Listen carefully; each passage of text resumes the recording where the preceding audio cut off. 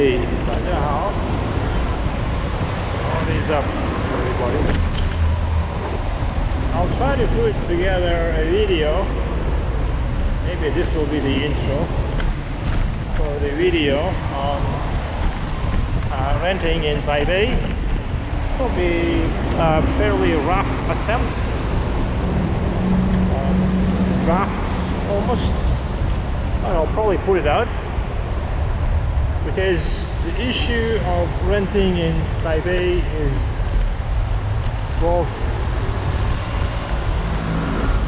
one that is both painful and underappreciated.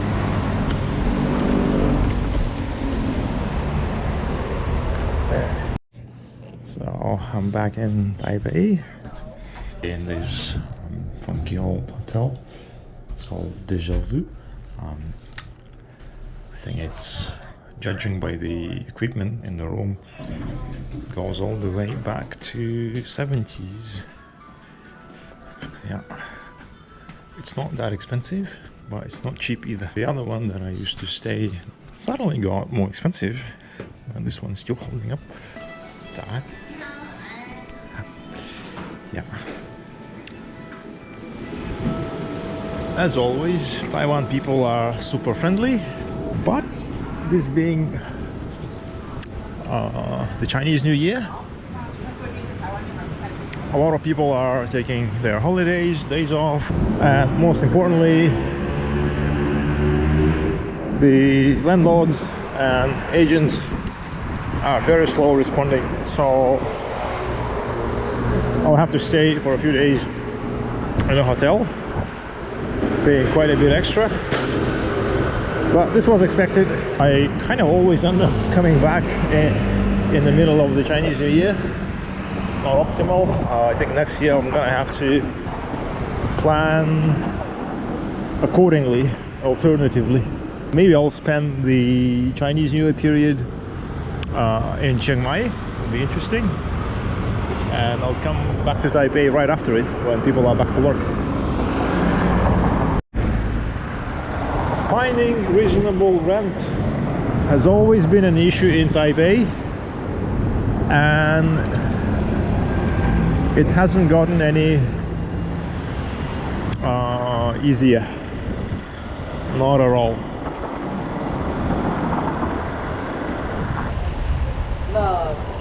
And obviously, me being the tenant, not the right tenant yet, maybe for some, but definitely one of the left tenants. I've always rented in Taipei. Sometimes it was on the company's account, sometimes it was on my own account, and sometimes, oh, why am I here? Sometimes it was the whole unit, and sometimes it was a shared unit.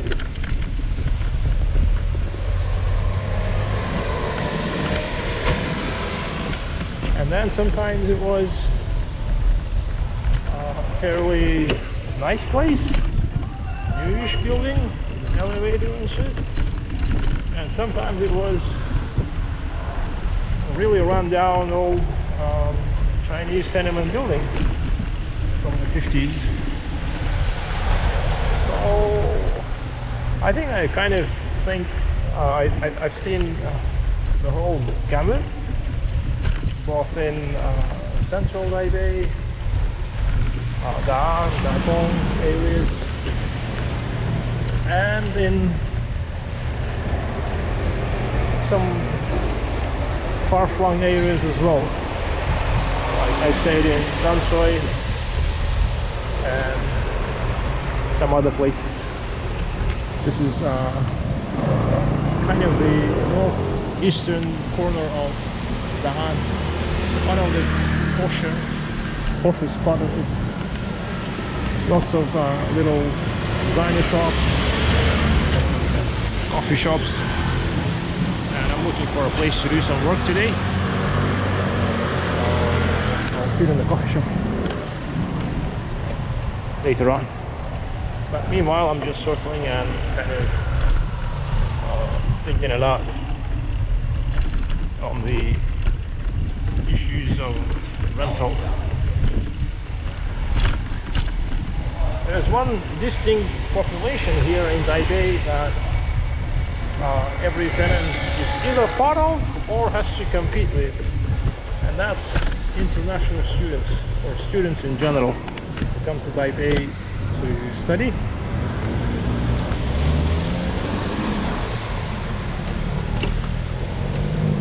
And what happens is they will rent one large apartment from a landlord or through an agent, and there will be 4 or 5 people, sometimes just the girls, sometimes just the guys, sometimes it's a mixed sex. They'll call it an international house, and each and every one will pay somewhere roughly from 10 to 15,000 NT, and the total rent for the place will be something like 40 to 50 to 60,000,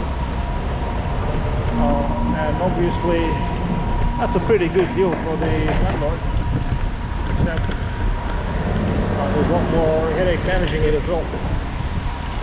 Quite shaky now. So I was talking about the influx of the people into Taipei. It's not really a huge influx, it's just the steady flow that compensates for the declining population. And what happens is, I think, what happens is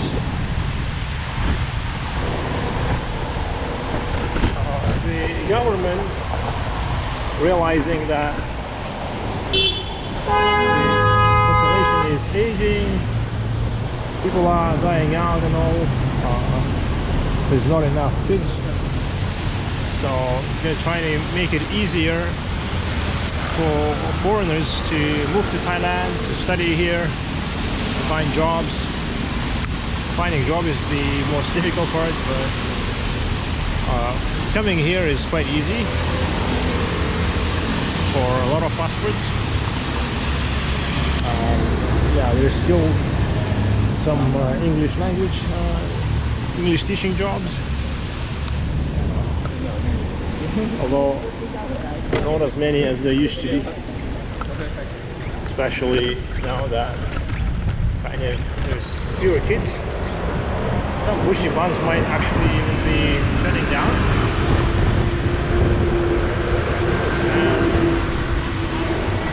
And in the adult education field, well, a lot of Taiwanese already speak very decent English,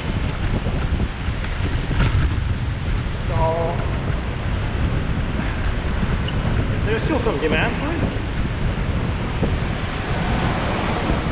I think a lot of demand could come from the government drive to make Taiwan bilingual by 2030.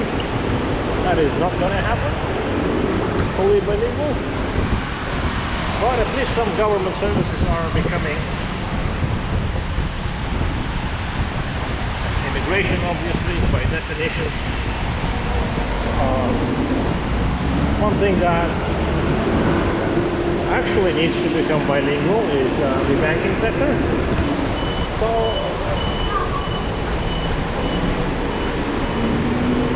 of the question of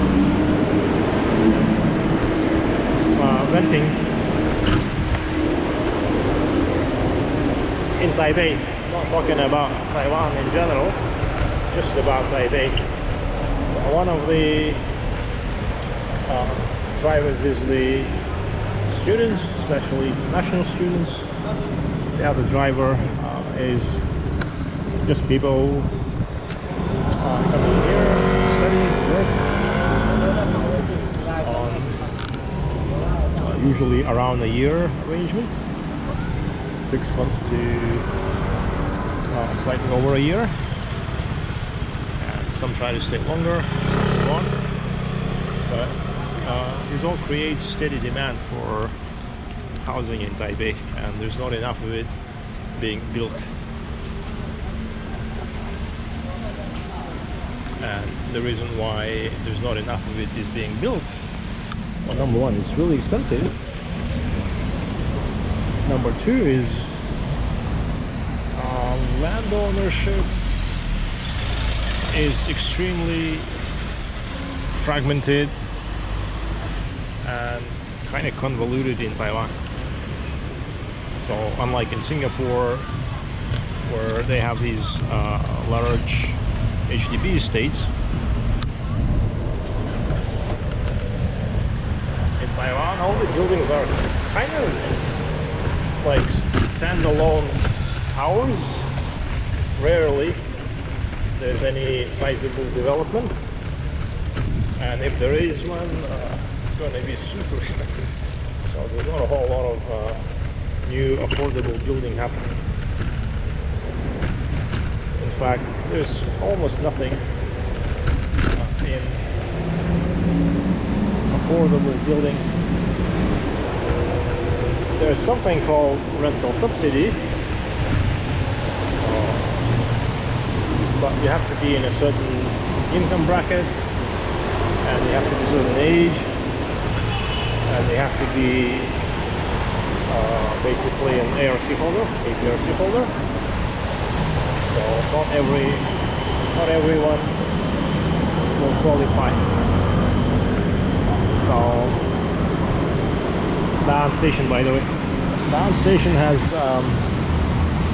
kind of two stations in one. It's basically the Wenhu line and the red line, Danshui Xinyi line.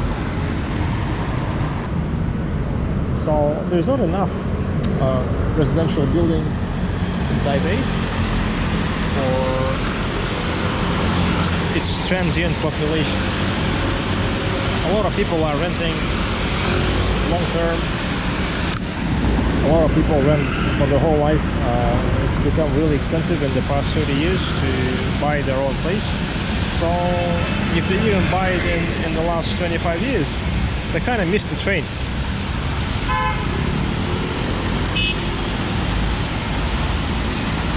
And one of the most negative aspects of this is probably that it's very difficult for the elderly to find a place to stay, to rent.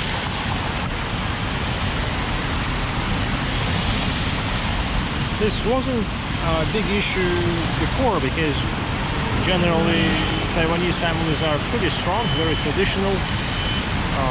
Everybody used to have a lot of relatives, but as time goes, families become more like nuclear, more atomic. So I think in the next 10-15 years, not everybody will have a huge extended family to pool their resources and support their elderly. So this will become a big problem. Seniors not able to find a place.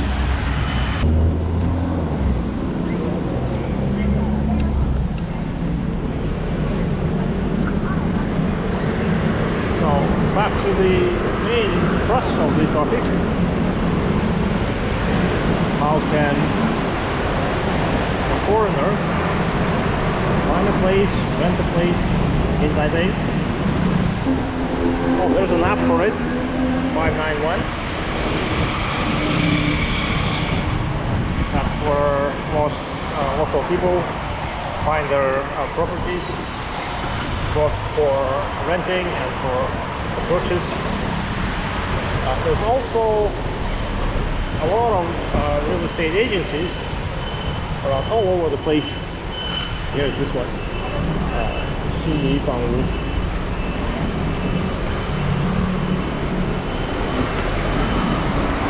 Like this one with the Xinyi real estate. They're all over the place. There's many of them. What you do basically is you walk in and you ask them if they have anything in this area. It's a bit like in Japan. And it's the same thing as always. Landlords, landladies usually, they always want a kind of long-term arrangement. They always prefer local. Nobody speaks English. Nobody wants foreigner. The usual stuff. Everybody wants a big deposit, usually like 2 months. Lucky if it's 1 month. Lucky if you get a less than a year. Everybody wants minimum a year. So same nonsense as everywhere. Just a little more maybe difficult than actually a lot more difficult than in Chiang Mai, but I think it's a lot easier than in Japan. Taiwanese are more flexible. Maybe not as flexible as the Thai, but definitely more flexible than the Japanese. Your minimum budget will probably start from somewhere around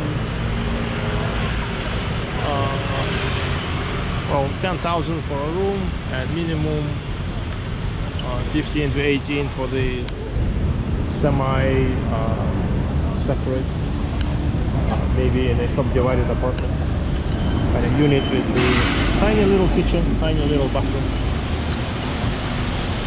That would be the minimum.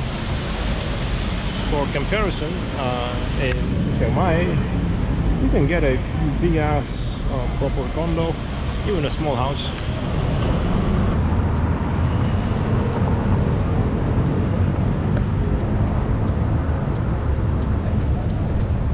Something around here, like in that building, the studio will cost you maybe like 25 square meter studio will cost you about 30,000.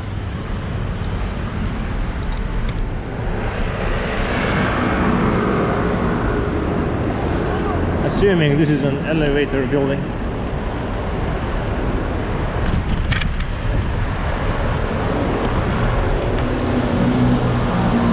A really nice studio.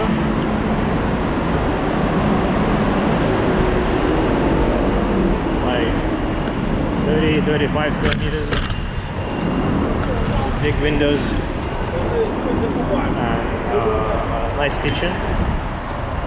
So be at least 40,000, I think, at least. One bedrooms will start from 45 and up. 2 bedrooms, forget about it. I think there's not a whole lot of them. If there are, chances are they will be subdivided and there will be some other people staying there, so forget about that. Or you can pay like 50,000 a month and have the whole place for yourself. That's kind of crazy for Taipei wages.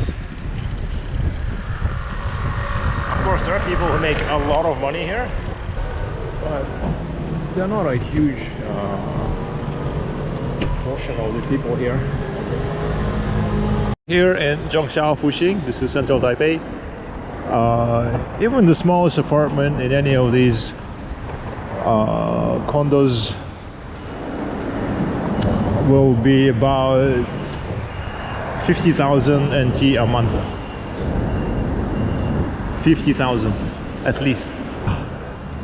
Maybe in the older buildings you may find a little further in down, maybe for 45,000. 30 you will not find anymore. 35 to 40 was 3 or 4 years ago. Yeah. Anyway, this is the central area, and Basically, in Taiwan, there's a big distinction between the older apartment blocks, Gongyu buildings, and kind of the more better built, slightly newer, sometimes new buildings with the elevator. So it's called elevator building. It's basically a condominium. They may or may not have anything extras, but they will have the elevator and they will have garbage collection on the site. So there will be garbage disposal area. The older Gongyu buildings, they don't have those. You have to walk up the stairs. So this is what they call in Hong Kong the walk-up building, the old Chinese building, and sometimes they also the chop houses, Tong Lao. So if they're looking at the street. And the other big kind of disadvantage of staying there is that they typically do not have a basement, and conversely they do not have a garbage disposal area, because they were all built back in the 50s and 60s. So that means you have to be aware of the garbage truck schedule, and you have to plan your life around them, which means kind of 2 or 3 times a week, maybe 3 or 4 times a week, 5 to 7 o'clock in the evening, you begin to panic, like oh, the garbage truck, and you have to rush home, get your bags in order, and chase the truck. A building with proper garbage disposal, that's going to cost at least a couple thousand more a month, but because these buildings are also they have the elevator, it's going to add another couple thousand. So basically for all of these features, you're adding a couple thousand, maybe 1,000 or 2 per feature. The other thing that will add to the rent is how your bathroom is laid out. Typically, the cheapest apartments will have, these are the new buildings, cheapest apartments and the older buildings will have kind of combined bathroom, toilet, shower area all in one block, which means every time you take a shower it becomes a bit messy. You have to dry it, clean it up, and that's for the almost universally for the cheapest buildings, same as in Hong Kong, maybe to a lesser extent, not to that extent as in Hong Kong. And then you will have slightly better apartments where the shower will be separated from the toilet area, so it will be cleaner, drier, and that may also add about 1,000 to the rent. And then you will have the kind of more upscale apartments with the bathtub. That will surely add 1,000, or actually maybe a couple thousand above the combined shower thing. So if you're staying basically in a elevator building with garbage disposal and a separate shower slash actually maybe even with the bathtub, you're probably paying at least 4,000 more than in a comparable footage in an old apartment building. At least 4,000. I think on average will be like 5,000 difference.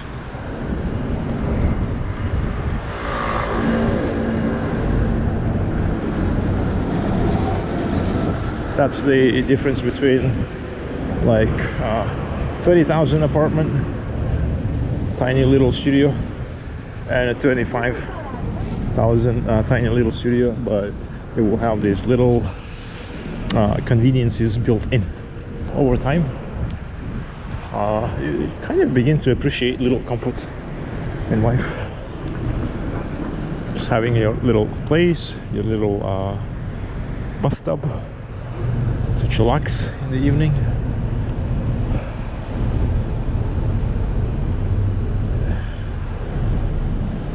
Maybe some Thai massage every once in a while.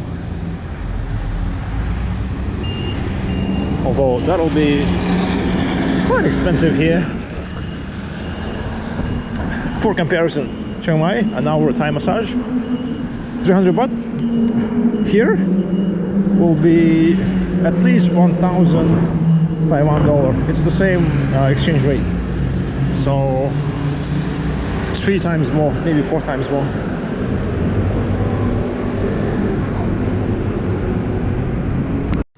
But you can still have it instead of having it, say, every week. You can have it once a month and still enjoy it, because it's so important. Health is so important.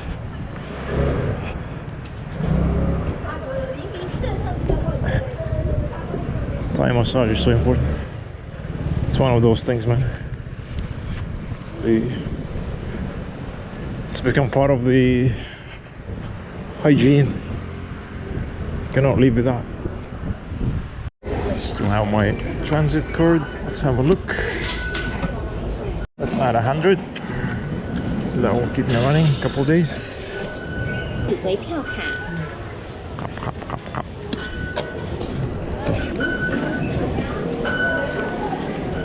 Rides are typically $20 to $35 Taiwan dollars. Zhongshan Fuxing area is quite convenient for stays in Taipei. There's a bunch of kind of oldish budget hotels. So it's cheaper than, it's just as good for shopping as Zhongshan, but cheaper in terms of the hotels. So here's the app that you use for apartment hunting in Taiwan. 591, it's Taiwanese app. It's very good for that. And the hotels are not that expensive here. The one that I'm staying in, I think is about 1,000 NT in the low season and maybe 1,500 in the high season. Okay, arrived at the main station. Switching over to the red line. It seems more peaceful than usual. A lot less people. You just look around and follow the color-coded signs. Red for the red line. Danshui, Xinyi, and you'll be all right.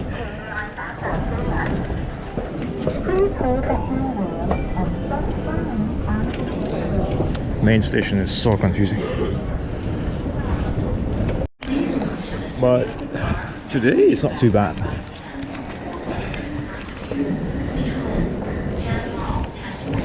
And the way you use it, you can actually use it for renting, for buying. So new homes, used homes, rentals, and rentals like this. You can choose your location, the apartment type, the budget, some other parameters, and yeah, just go at it. Unfortunately, it's only in Chinese, in traditional Chinese. So you do have to have some minimal command of Chinese, but what really helps is the Google virtual assistant feature, which you can turn on like this. and you can go through the translation like here. You see, it works. That's really helpful. Often you look at the ads and yeah, it's quite ridiculous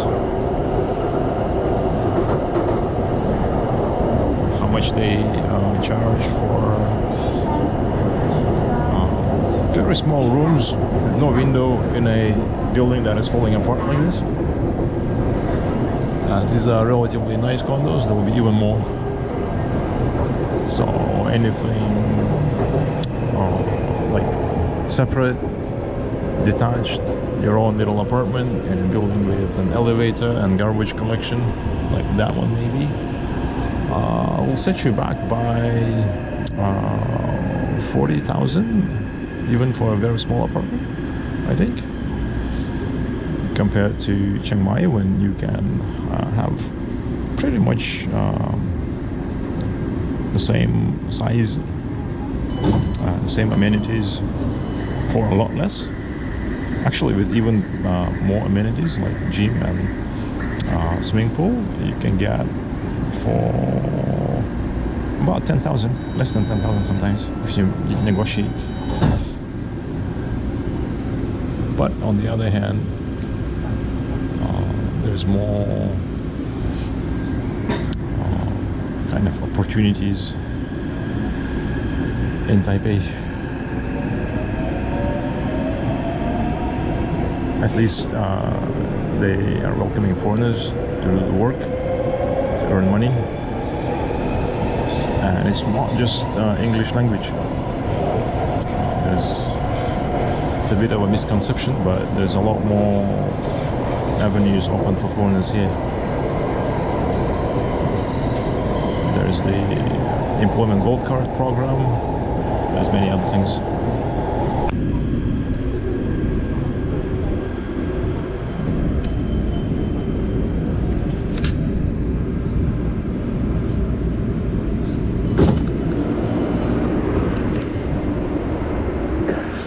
Let's survey the area.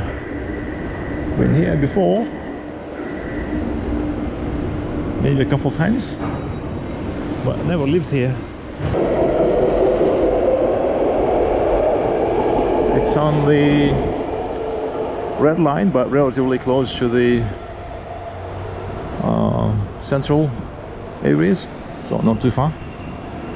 It's not like Danshui where you have to ride for an hour. That's 101 over there. So this is another area where I tend to gravitate. I used to stay around here, and it's quite convenient. If I can find something here, that would be really nice. But I'm not seeing anything at this moment in the app that would fit the bill. The bill is okay building, relatively okay building, preferably elevator building, preferably with garbage disposal. One must-have feature is the separate shower.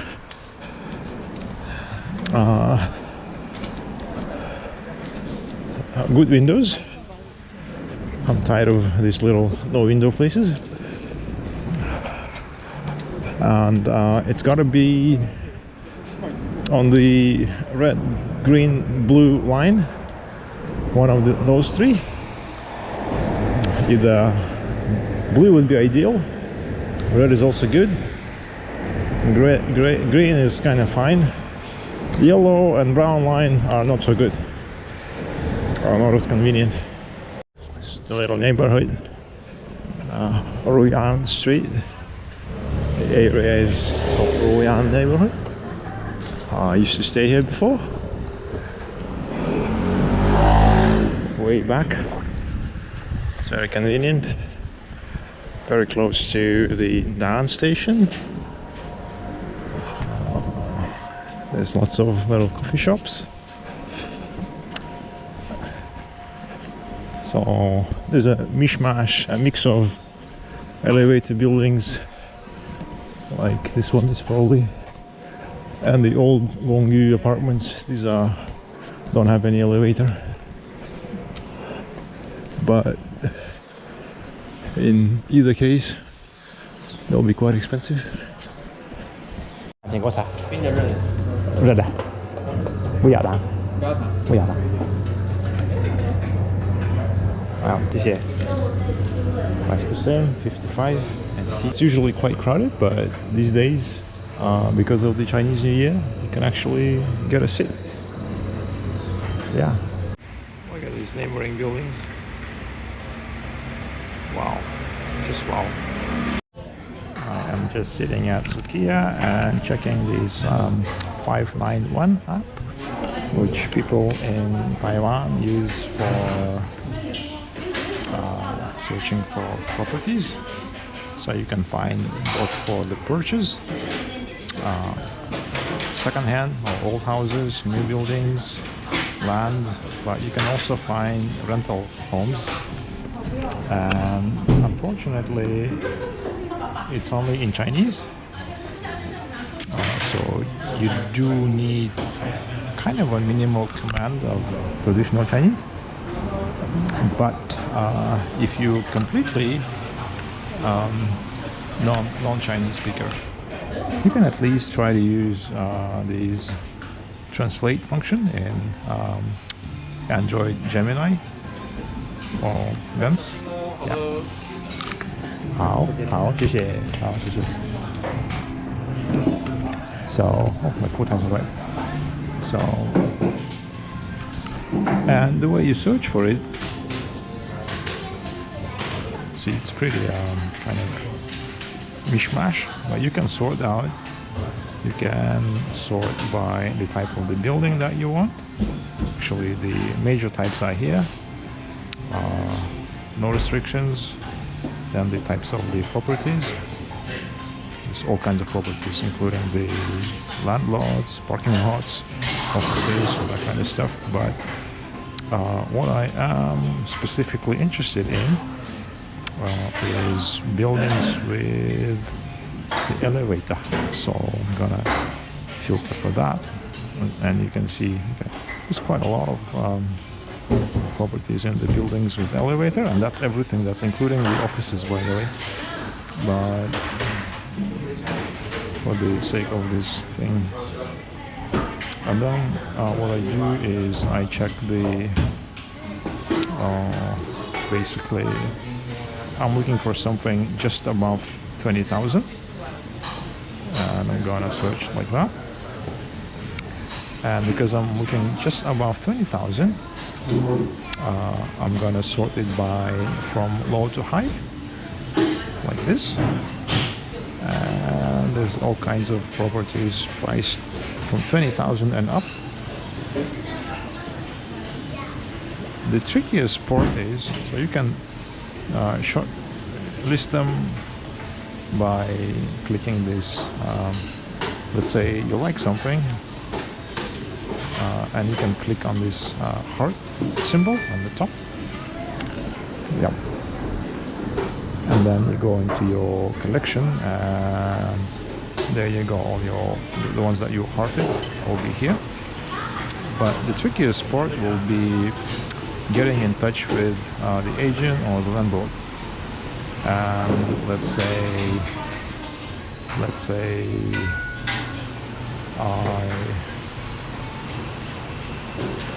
I like this one here. Let's say if I like this one here, and I look at it. Actually, this probably won't work for me, but let's say I liked it.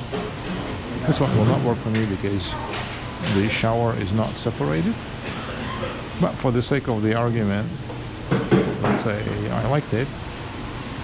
So the way you get in touch with this guy is you click on the line symbol, and then you can start the conversation through the messenger. However, not every listing will have that line contact enabled. Sometimes, actually more often than not, the agents and landlords will be reluctant to leave their line, connect their line to the thing, and because they don't want all these spam messages. So in that case, your only way to contact them will be through the app itself. The app itself, let's say,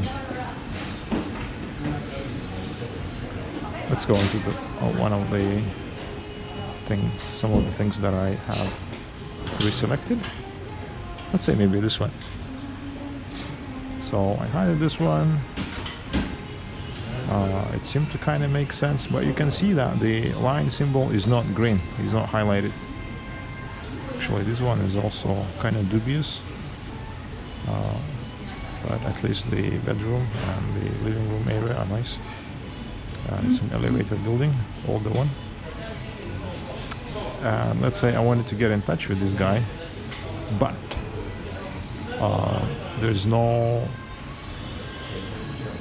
line contact here, so the only way to contact him will be to call this number. This would be the number, this would be the extension number. Oh, this guy has a line, but let's say he didn't leave his line. It's not connected, right? So the one way to contact him would be through the app itself. And I can contact him through the app, but in order to do so, your app needs to be connected to your phone. So you need to have the local Taiwan phone number.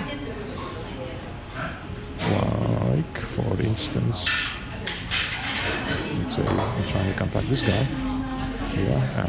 Oh, okay, this one is connected. Okay.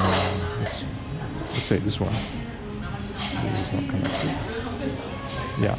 So how to get in touch with this person? Click on the thing, and I've already linked the app with my phone number. But if you haven't, it will require you to connect to the number. We'll send an SMS code, and then you can activate, and you can start reaching out to the agents. Or you can call them if your Chinese is good enough.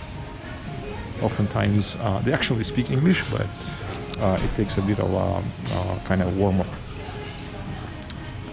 Yeah. There's the pig smart here.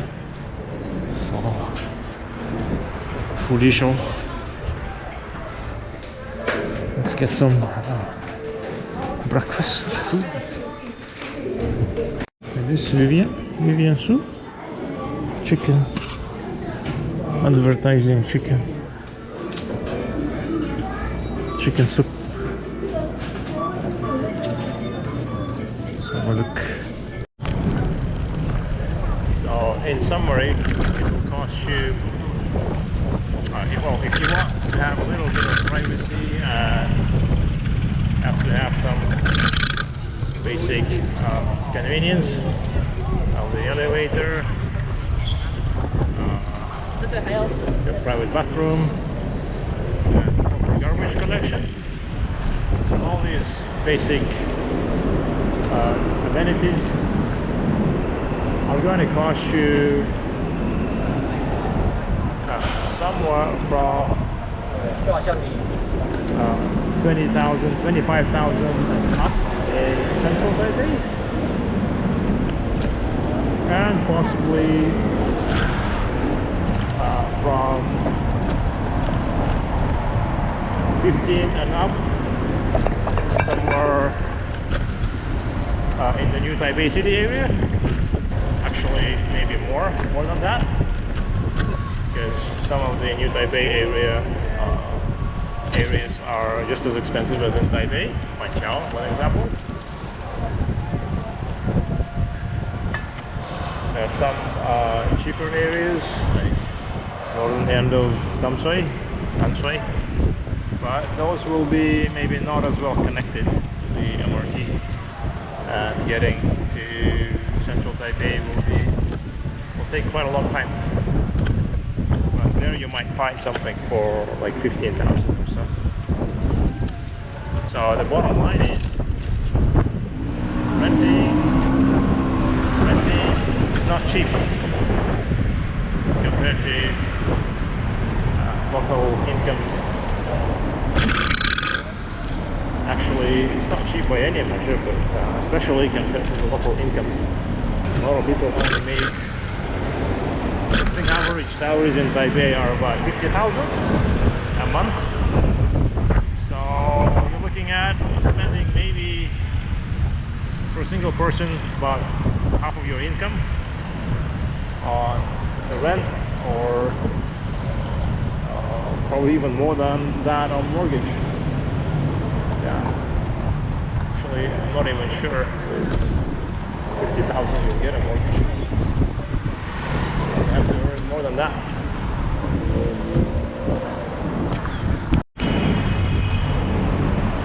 So the bottom line is it's quite expensive to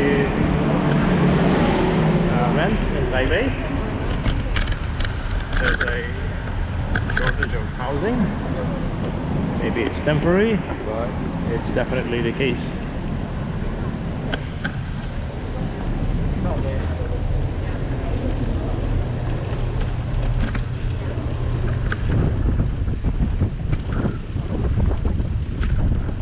In summary, it will cost you.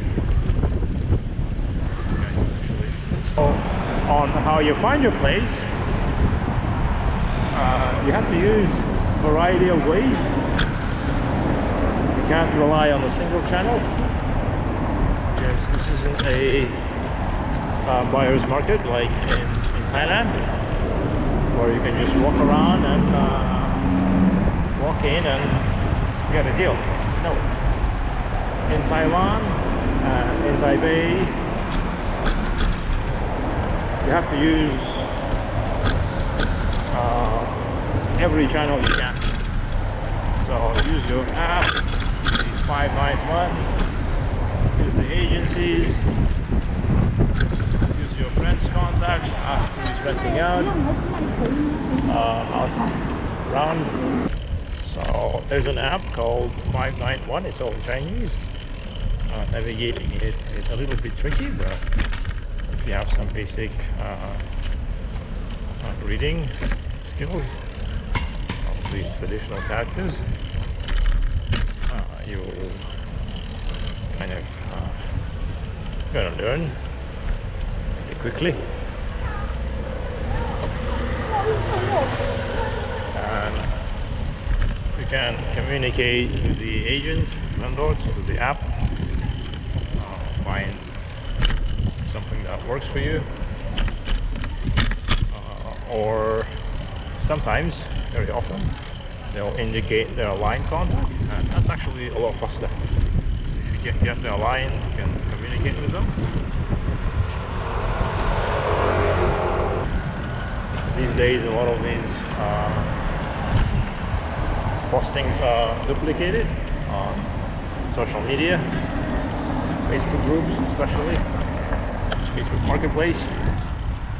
But I feel like there's a lot of sketchy agents there.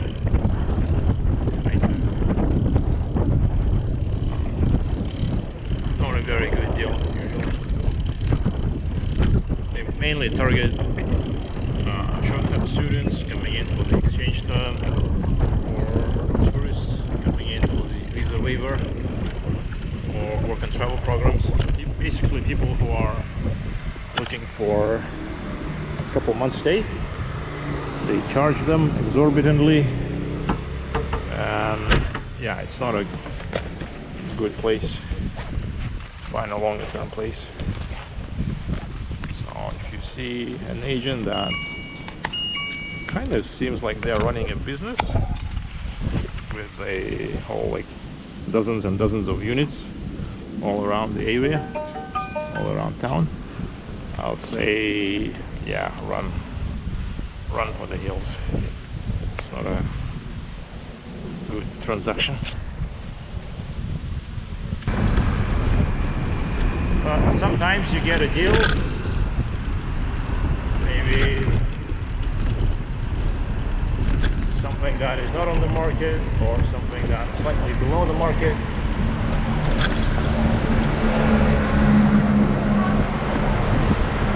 I think the one I got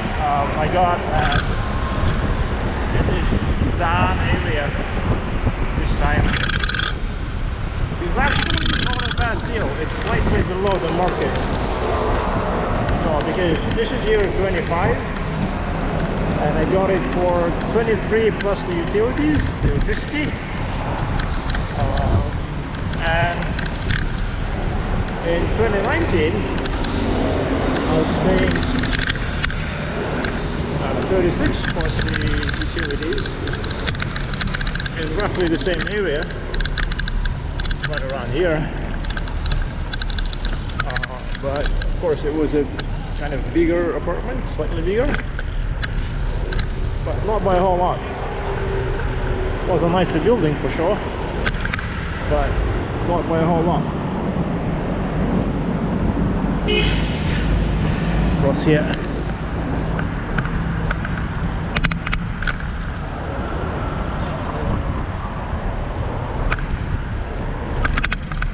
And I think ironically that's because I happened to be during the Chinese New Year, so even though I had very few options, or just as I had very few options, the landlady also had very few options. And she was inclined to rent it out sooner because she was more into short-term rentals. And I showed up and I offered something that was almost a year, 10 months contract. So I think it kind of worked out, knocking on the wood for the time being. Economically, the best deals I have found before were directly with the landlady.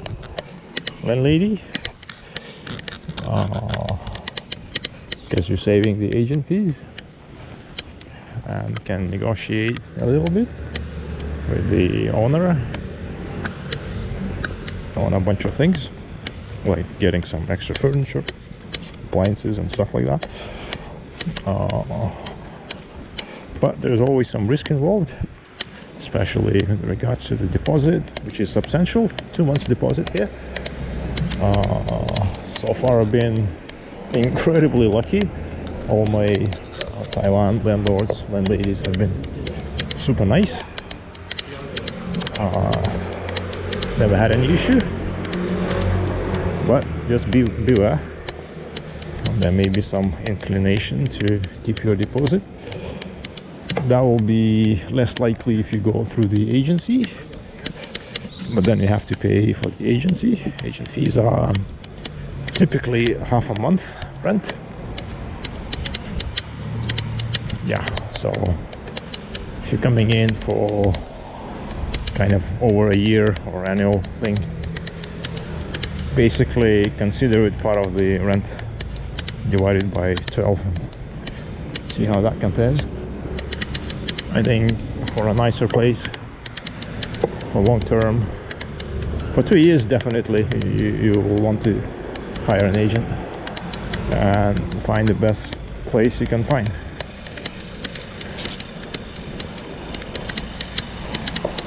Yeah.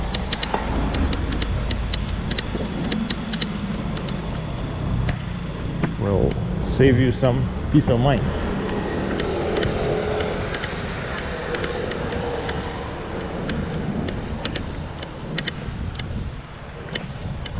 What else?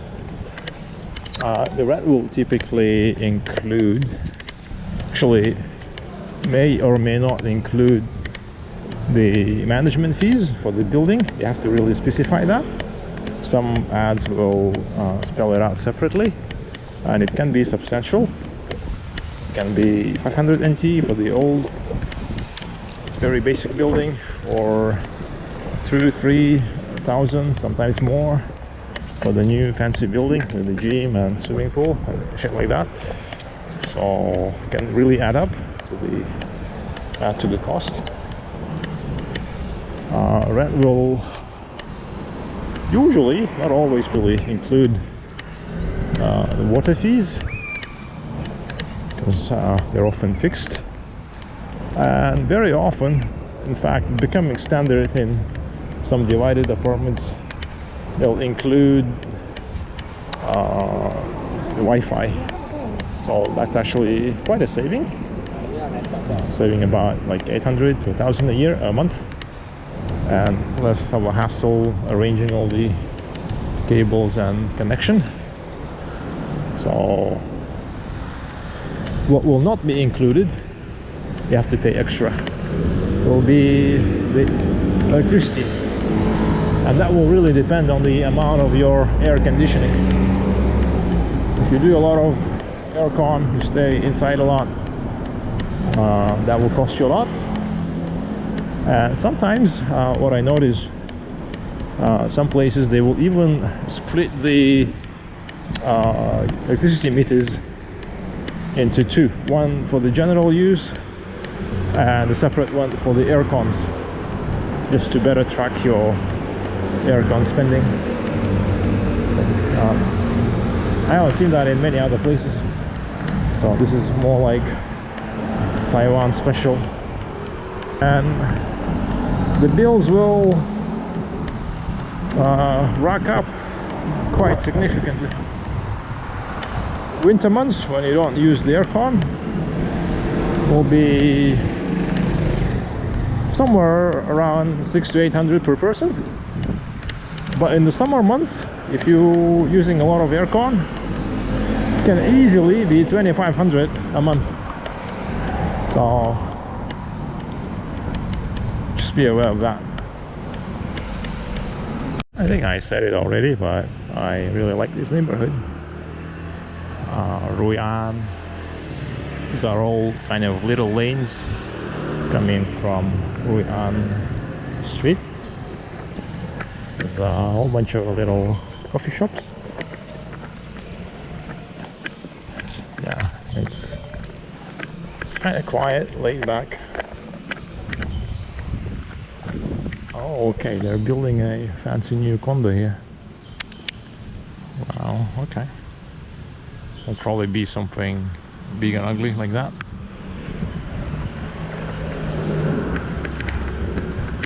Units will start from about 20 million probably. Small one bedrooms. There was recently news report on TV.